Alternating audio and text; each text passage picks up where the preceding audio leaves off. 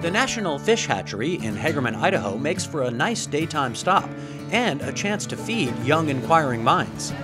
Well, actually, we are accompanying the 5th grade on their field trip, but as we get here, we find that the fish hatchery has a lot to do with Idaho history because it's the major tourism and the major industry in Idaho. So the kids really had a lot of fun seeing that. They raise 80% of all the fish in the world.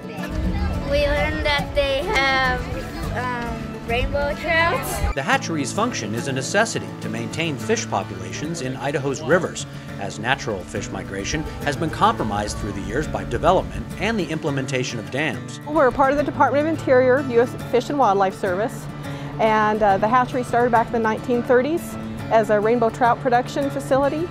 And about the 1976, with the Water Resources Act of 1976, we were restructured to become a steelhead fish hatchery. We now mitigate for steelhead losses because of the 4 dams in the lower Salmon River. But these are the fish we raise. They only stay in the ocean 1 year, that's why they only get this big. The other ones can stay 2 to 3 years. Roughly 1.4 million steelhead trout are taken from egg to smolt here in Hagerman and then released into the wild by the staff members from the U.S. Fish and Wildlife Service.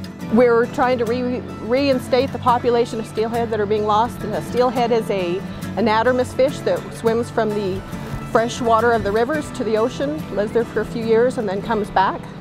And that was an agreement with the Indian tribes in Idaho, so those fish would be guaranteed to come back to their fishery programs for their harvest.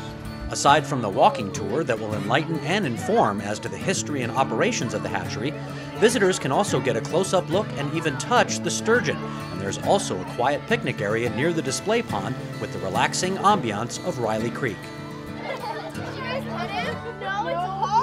They did have a lot of fun touching the fish and just being outdoors. Petting the sturgeons. It was all slimy and everything.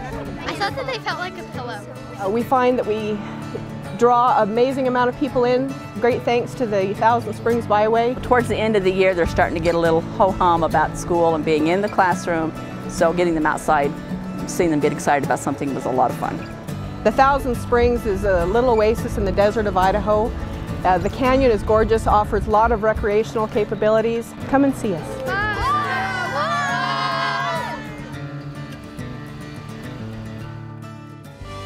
Check out available overnight and weekly accommodations on our social network at southernidahotravel.com and visit all of Idaho at visitidaho.org.